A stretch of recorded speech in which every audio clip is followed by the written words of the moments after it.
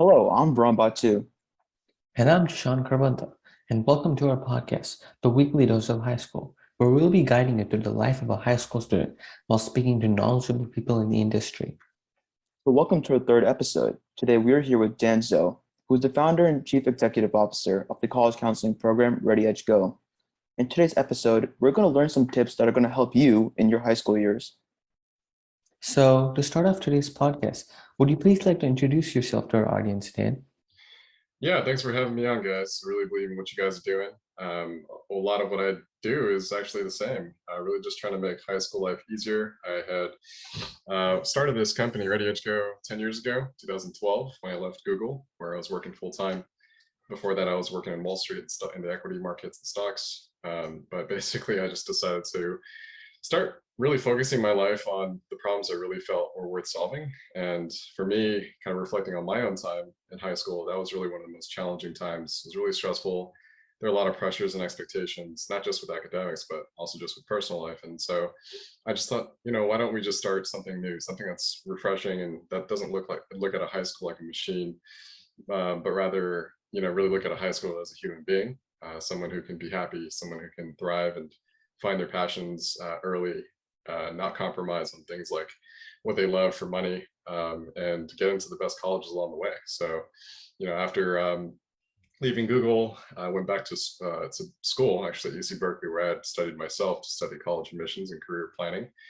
And so I'm an avid researcher, reader, and now actually I'm working on my own book and authoring on basically just, like happiness, and I think it starts with high school. I'm an expert on college admissions, been doing it for most of my life now, and there's really nothing I don't know about how high school and college admissions work.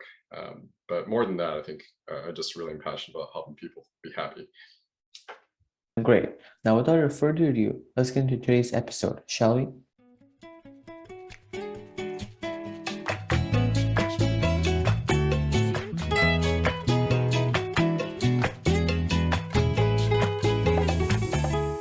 So Dan, my first question is to you. People in high school are most likely debating whether they should take the SAT or ACT. This is pretty common. So how does one figure out which standardized test would be best for them? Well, in my training in college admissions at UC Berkeley, we were told that the studies and the data shows that 97% of students actually don't see any difference at all between the scores. So for instance, if you were to take an SAT and an ACT, you get the equivalent result.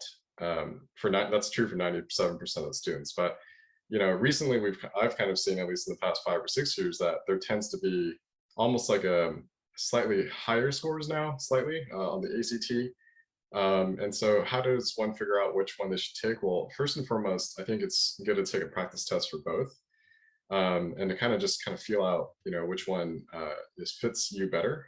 That being said, from my own research over the years, the SAT tends to be I think, objectively easier exam. There's just less moving parts. You have more time per question. And the essay component is also an analytical one versus the ACT, right? You have an extra science component to worry about. You have less time per question. They take you higher levels of math, and the essay component is argumentative in nature. So long story short, from an analysis, we believe at ReadyEdgeGo that the SAT is still the objectively easier exam, less moving parts, more simple, more time per question. But again, at the end of the day, I think you just have to take both tests after really kind of, preparing in some ways for both, and see which one really is kind of works for you. And try not to make I'd say a conclusion as to which one is better. I'd say just take both and see which one you do better at ultimately, right? Because you have all the attempts through until your college application due date. So that's a lot of attempts. Thank you, Dan. And now, still sticking on the topic of standardized testing, Dan, what do you think on the fact when colleges claim to be test optional? Do you think test optional puts an applicant at a disadvantage versus like an applicant who has like a significantly higher or a significantly high score on the ACT or SAT, like around a 1500 plus on the SAT and like a 34 plus on the ACT? So in short, I think if you have the data to prove more aptitude, that's always better, right?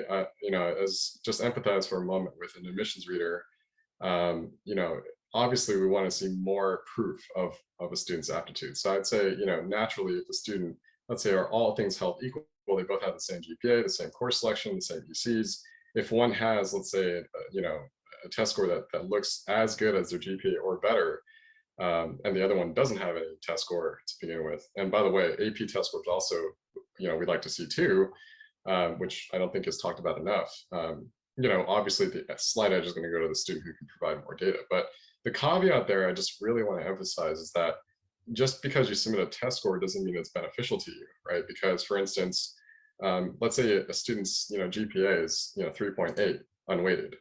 If you take 3.8, divide that by 4, multiply that against 1600, that's a 1520. So if you're a 3.8 student, you can kind of think about, okay, well, what's a good enough score for me to make myself look good? And it's like, well, you don't want to submit a test score that is worse than your GPA, right? So it's like, okay, for a 3.8 student, you are expected to score in the 1500s.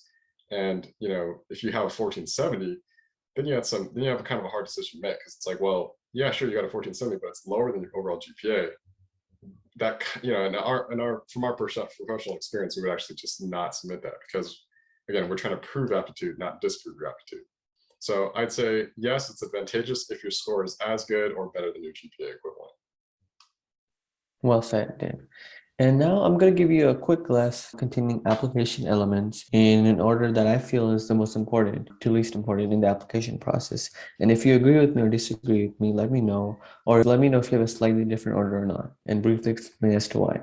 So here's my list. Number 1 is going to be your GPA. The second, in my opinion, will be your course rigor, like how many APs and honor classes you've taken.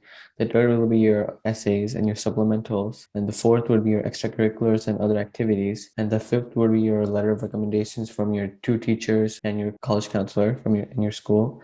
And the sixth, I call them as hooks, which are like edges or slight advantages. Like, are you a legacy, or like you're in state when you're applying to a state university? And the seventh, in my opinion, is the AP score. So Dan, with my list being stated, do you think this list is accurate, or do you have a slightly different order? Yeah, I mean, I think you're ready to become an admissions officer. That's pretty close. I'd say, more. The only thing I'll add to that is, so first off, I agree most part to the order, right? That's GPA, course rigor, essays, ECs, LORs, hooks, AP scores, and obviously SATs at the end, I'd argue, in this test optional world. But I think more important than the order, I think, is to understand the weightage, right? And just because one is higher than the other, let's say GPA is number 1 and course rigor is number 2, that doesn't really mean much if you don't understand how much each matters. And I think that's also another very common question. So to kind of help you guys understand that is, I'd say overall, like GPA, transcripts, and that's taken into account, course rigor, if you will, because we look at both unweighted and weighted GPA. That really accounts for about half students' evaluative, score, if you will. And so after that, it's really, we examine, okay, and once we establish academic aptitude, we go to the next question, which is, okay, well, what will the student bring to my community, right? And that's when we start looking at activities, and that really makes up, I think, I'd say the next 40%, and the remainder after that is really the essays to provide context, additional data like LORs for schools who take it, and then, really the AP scores and SAT tests really kind of fall into the aptitude bucket, the first part that I just mentioned. But yeah, I think you did a good job of ordering it overall. If there's one thing I think you're really missing for schools like Stanford, MIT, Harvard, Columbia, Dartmouth, those kinds of schools, is, I think, a why statement, right? A sense of purpose. And you can order all these things you want, but if a student can't communicate their ambitions, their sense of purpose, their why statement, then you have a lot of students with really stacked resumes, but not a really strong reason. You know what I mean? Because ultimately, those schools are looking for not just anybody, looking for students to invest in who are going somewhere in life. And I have to follow up on that real quick. So like you were just talking about a why statement. So I know the colleges want to fit like an applicant who fits in their community. So is there like a proper way to communicate that? Like, I know you can't just say, hey, I want to go to Stanford because it ranks as the best university for yada, yada, yada. Like, that's generally advised not to say that. So, but do you have any other ways to like communicate the same statement, like in which you feel it does the job? Yeah, I like to think about it as connecting the lines, right? So there's 2 halves to this line. The first half is, what your goals are, right? Really, what your goals are and what you bring to the table, and connecting that line, to the intended university. So let's say it's Stanford, right? or USC or whatever, Georgia Tech or Johns Hopkins, whatever it is. That the other part of that line is how will that school ultimately promote your goals, right? How will it equip you to achieve your goals, right? So that requires you really do research on that university. I found that a lot of students who want to go to Stanford, or want to go to Harvard, or want to go to USC or Columbia, Yale, Dartmouth, whatever, they don't really know a darn thing about that school, right? They can't speak to the curriculum. They can't speak to the specifics of the core. They can't speak to who the professors are there and why that intrigues them, right? And so a lot of students actually, they miss both halves, right? They can't communicate their purpose or their vision for a better world. All they really have to say is, I want to be a doctor.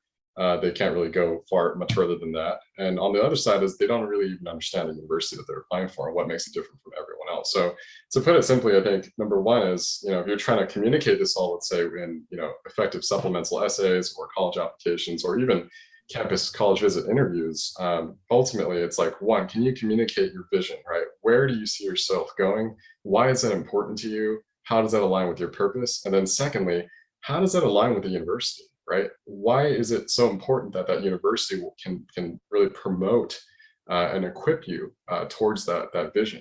If you can kind of communicate both of those aspects, then what you're communicating is fit, and that's ultimately what they're looking for: fit of ambition and fit of vision. Thank you for that, Dan. You got it. All right, Dan. Straying away from standardized testing and the application process, what should one do when they visit a college campus? Like, what should they explore that will give them the idea if that specific campus isn't suited for them? Well, we have a specific checklist that we actually give to all of our students. And in fact, I can just encourage everyone here to Google it if you're listening to this and you want to make the most out of a college visit. I actually just recommend Googling the College Board Campus Visit Checklist. Their checklist actually coincides directly with our checklist. So it's easy to find it, go and search it up. But to answer the question, if I just off the top of my head, I think it's really important to, one, talk to students on campus. I find typically a lot of students sign up for campus tours or information sessions on campus. Because talking to other students is the only real way to find out what it's actually like there, right? Secondly, it's also something that you can utilize in your college application supplements, because if a very common question is, why do you want to come to our school? Well, you can refer back to that one conversation you had with XYZ students, right? If you have the opportunity, also it's a fun way, but find the best restaurant on campus. Everyone knows it. Typically, you can find out just by asking somebody who's sitting at a bench or maybe at the cafeteria, right? That's a great way to kind of just get a feel for the vibe, right? Like, where are people going to eat? What is it like there? Is it popping? Is it boring? What are people talking about?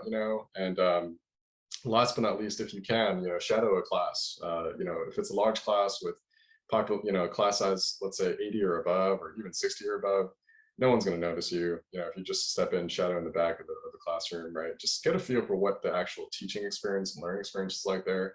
This way, if you do those three things I just said, you'll get a feel for the social experience, you'll get a feel for the student experience, and you get a feel for just what this place is just like in general, because you're about to live there for 4+ years of your life. You better kind of learn what it's like, boots on the ground. So don't just go for the information session at campus tour, or else all you're going to find is just buildings.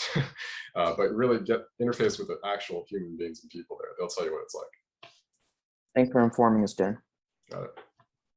Okay, Dan, now I'm going to ask you a question that is very specific to computer science, since that's like the most competitive major, or one of the most competitive majors.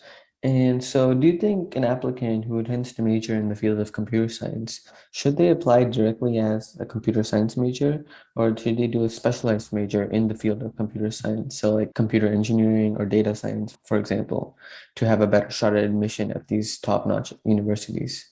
Well, I'm going to answer this in two ways. First off is, going back to the why statement, right? Is if you can communicate your vision as to why CS is the thing that you want to do, and you have the experience to back it up, then I think, and you have the grades to back it up, then I don't see why not, right? Because if you have a strong story, strong vision, and you have the background to prove it, then you should apply for CS. What doesn't really make sense to me is when students try to overthink it. Like, they have the background, they have the grades, they have everything, and they're still trying to do these weird maneuvers like, oh, I heard maybe I should go undeclared first and go for CS later to help my chances. But all that does is really confuse the admissions readers, right? It's like, if you had, you know, we've seen everything that you did. So it's like, it wouldn't make sense to us if you applied for something different than what you've already done, right? So another way of thinking about it is if your vision isn't directly in line with software, then don't apply software per se, right?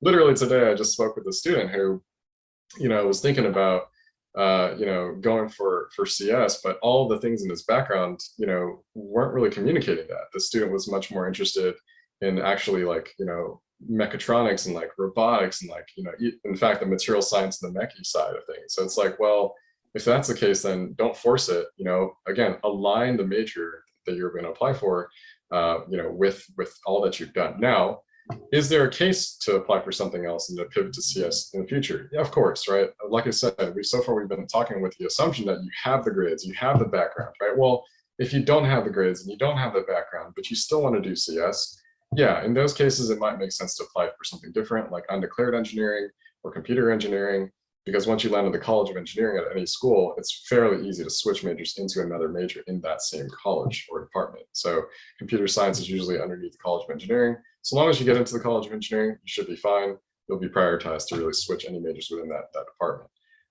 So, you know, I think in that situation, right, then you can apply for something different first with the plan of pivot. But you know, when we talk about things like data science or information technology or MIS, you know, things like that, you know, really make sure that those are just areas that you personally are most interested in, because applying from, you know, switching from those majors, which are sometimes not inside the College of Engineering to CS, is not always guaranteed. And so, you know, you have to be prepared for the worst case scenario in those cases.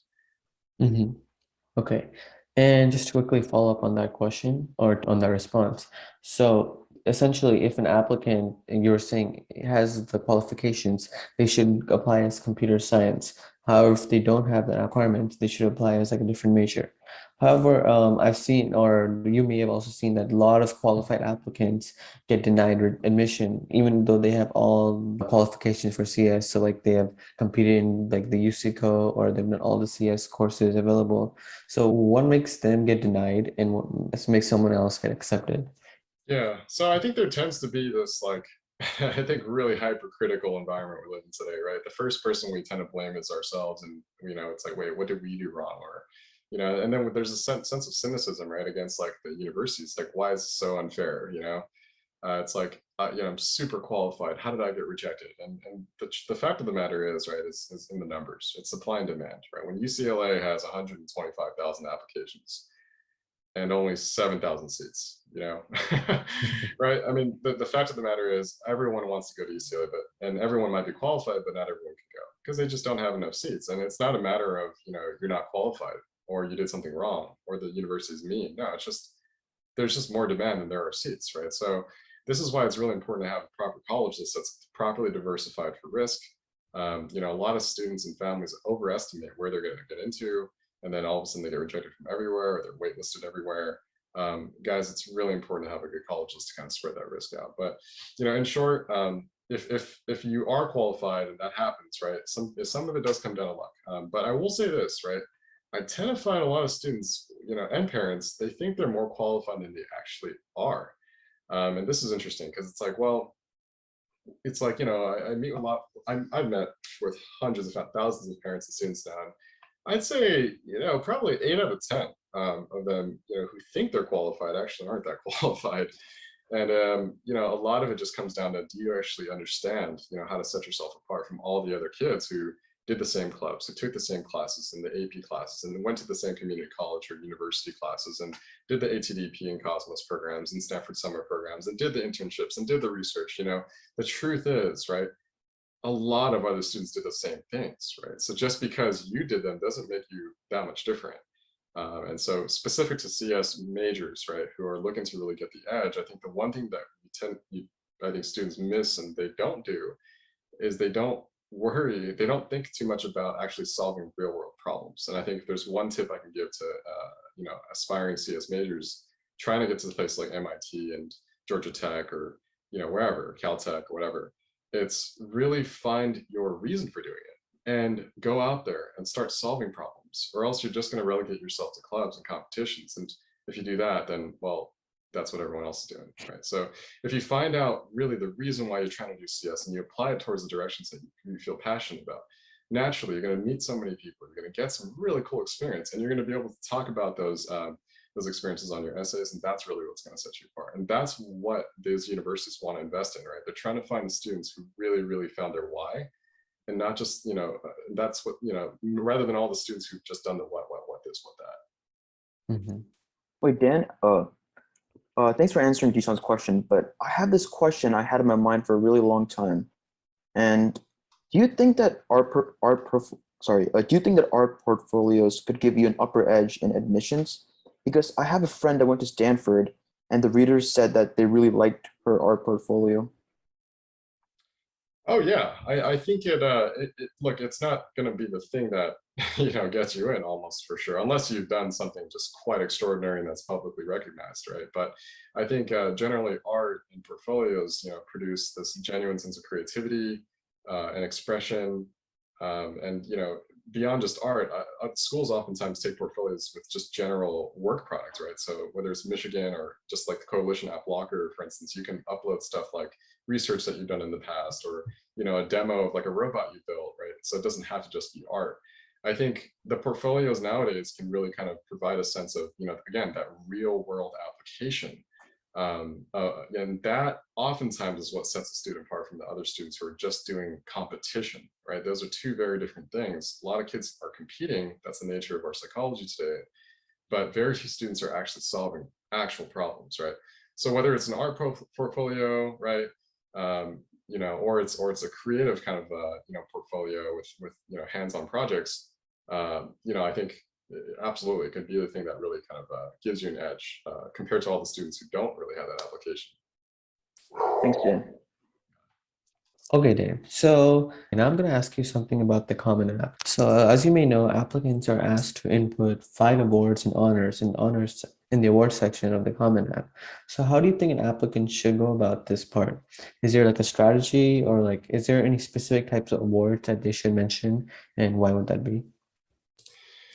Yeah, so first I want to talk about order, right? And it's also applies for activities in general, like on any application portal, whether it's Common App, Coalition, UC, or native portals, you generally want to kind of group them. So let's say if you have 5 awards, you want to kind of group, let's say, your major or academic specific awards together, maybe leadership awards together, and like, let's say athletics together, right? So that way there's a sense of logic and organization to your awards.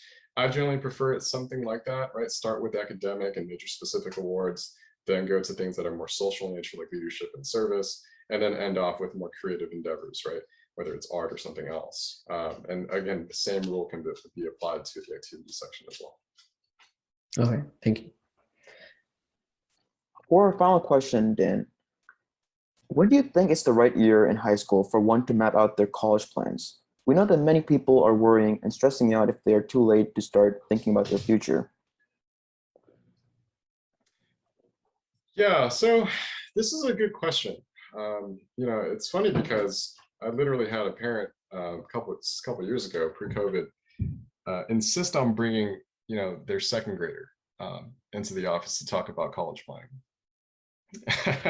Right, whereas a lot of other parents bring their students come in junior year and they feel like they're late. So I think it's relative, but let me try my best. As in, if let's say I had I don't know, let's say was advising a student right now, when would I tell them or the parents is the right time to map out college plans? I think there's a difference between, first and foremost, I think directional exploration and college exploration, right? I just want to kind of note that because the college exploration, in my opinion, shouldn't really start until junior year. And the reason why is because I say this, a lot of students and families tend to do it much earlier, right? They're thinking about Berkeley or Stanford or Harvard, like 4th grade, or when their students are in the 8th grade or 9th grade. And so what that does is it kind of just like, it kind of teaches a student to think about their self-worth only from the frame of, okay, what can I do to make my profile stronger, right? The problem with that is when you start doing that too early, let's say in like 9th grade or 10th grade, right? If you're constantly asking yourself the question of what can I do to make myself look better, right? Naturally, it's going to set you up for failure because all you're doing is things that are artificial and not genuine to you, right? Naturally, by asking that question, you're not asking, for instance, what do I just like? Right? Or how do I go about exploring the things I haven't explored yet? You know, or how do I just go about exploring the things that I do like already? Right? It's not, you know, it's much more genuine that way. And so I say this because, you know, I think starting in junior year, there's really two reasons for that. One, to give yourself ninth and 10th grade and eighth or seventh or whatever, to do proper exploration, to find your passions, because ultimately that's what college is looking for, right? That's what sets you apart. And then secondly, you can't really do college planning until you know your grades anyway. And so, right, how can you plan ahead for which colleges you're even qualified for if you don't even know your ninth grade grades, 10th grade grades, and first semester 11th grade grades, right? Because all that can change, right? So long story short, I think that, you know, it's about knowing when to start, but also when not to. And I'd say, you know, I think 11th grade is a proper time because you have enough data, right, to really kind of to determine what qualification the student has. And secondly, you've provided that student and family enough time for them to do proper amount of explorations for their interests. So yeah, I think the biggest mistake I see nowadays that families make is they started much too early, and then students end up either just completely burning out, or they just end up having cookie cutter resumes, right, that look like the same as everyone else. Because again, everyone else is asking the same question: what can I do to look better for college? And so you have the same looking resumes. It's really, really sad. Thanks, Dan. And just to continue on this topic, real quick. So what do you think, which type of extracurriculars look the best on an applicant's profile? Would it be like an extracurricular which has like a significant impact on his society, on the applicant's society? Or would it be an extracurricular in which the applicant found it really meaningful? Well, okay, when it comes to ECs, guys, it really comes down to, I think one, you know, I think, was there a genuine interest in it, right? Because we're going to ask, why'd you do it in the first place, right? And again, a lot of students, they do stuff to look good for college, not because they were interested in it. So when that happens, right, we see it's like an empty shell, right? There's not really any depth there. There's not any meaning there. Student clearly was guilty of college packing. So you got to make sure you start by just pursuing things you're naturally interested in. But let's talk about, you know, okay, well, where do we start here, right? I think there are really two general categories of ECs. One in the area of intellectual curiosity, what we call love of learning, right? Which is how have you explored your genuine curiosities outside of class, right? The other area of ECs, I would argue, has to be service, right? Some might argue, well, Dan, aren't you missing leadership? No, I would argue if you want to explore the area of service, naturally you'll find your true leadership opportunities, right? There's no amount of service that doesn't actually contain some amount of leadership, right? It's like what you guys are doing right now, right? This podcast is a form of public service, right? So in itself is a form of leadership, right? And so I'd say, okay, it starts not with asking, okay, what will colleges like to see? Rather, it's like, okay, what do I find most interesting in terms of like intellectual curiosity? And what do I find most meaningful in terms of serving and making my community a better place? If you just ask yourself those two questions and you go far in each of those questions, right, you'll have the most beautiful stories to tell on essays down the line, and you'll have some amazing stories to tell during college interviews, right? Whether you're interviewing with alum or, you know, campus admission representative, it's really about the meaning. And so I just want to emphasize that, because how we measure it here, guys, just so you know, when we advise students, is we basically measure for two things on an EC. One, how far did you go in it, right? What we call depth. And the other thing is, okay, how many different instances of this, which we call breadth, right? So ultimately, right, in ECs, we look for how far did you go depth and how many separate instances of breadth. We want to see both, right? And so it's not that we value quality over quantity. It's actually we want both quality and quantity. Now, granted, there is a point of diminishing returns, right? Obviously, if you volunteer service at 5 or 6 different places, naturally, as you guys can imagine, you just don't have enough time or, you know, attention to go far in any of them, right? So I think the general number, if you will, in the service category, I think it's like 2, 3 tops, you know, not just one. I'd say 2 minimum or 3 tops. On the intellectual curiosity side, I'd say try to explore your major and something outside of your major, right? You don't want to be one-dimensional in your curiosity. You want to see what else is out there. and be able to talk about something that's not just engineering or not just medicine. You want to be sophisticated enough to hold a conversation with someone who's learning something different from you. And one final follow-up before we wrap up today's episode. So like you mentioned that the admission officers want to see extracurriculars which display passion and interest. However, so what if an applicant creates like an organization or a club later on during the high school years, like maybe during their senior year, start of senior year? An admissions officer naturally think that they created it just for college applications. However, how about if an applicant really has a passion and they just didn't have the time before to start this club or organization? How can they convey the right message to the admission officers? Beautiful question. Yeah. We, as an admissions evaluator myself, you're right. I mean, we spot those contrivances, and we naturally raises an eyebrow, right? Of, was this done just to look good for college? But to kind of, I think, help you fully understand that, I think I'll just say, look, it does come down to the essays. And if there was a story behind that ignited that passion in the first place, then your essay has to be the spot. Because yeah, sure, you might have started it late in your high school career, but if there was kind of a meaning or a story or a catalyst right before that, that really kind of explained that, again, if there was genuine interest, right, then you have to communicate that well in the essays. Another area that's really underutilized, guys, has to be additional comments. We teach all of our students who work with us on college applications to really utilize that additional comment section that most people don't, to really kind of like emphasize anything they really want to, right? And so you can really kind of utilize those essays and additional comments together to kind of work hand in hand to communicate the same vision and reason and purpose, right? So beautiful question. Again, a lot of students end up dedicating their essays to what they've done. And what I'm trying to tell you guys right now is, even if whether you started it late or you started it early, you're still going to have to communicate why you did it and why it's meaningful for you. And your essays is the one shot to do that. Unfortunately, a lot of students don't. They just think that the colleges want to know what they did. And that's the biggest mistake I think students make on essay writing. Thank you, Dan. Thanks, Dan. Thanks for coming to our podcast. Well, that's it for today on episode 3 of Weekly Dose of High School. Hope you guys enjoyed listening to Dan speak about college admissions as much as we did. Yeah, and if you haven't already, make sure to subscribe to our podcast, whether you're listening on Spotify, Apple Podcasts, Google Podcasts, or YouTube. We're on all those platforms, and we upload weekly episodes. So make sure you subscribe so you never miss an upload. Until then, take it easy, guys.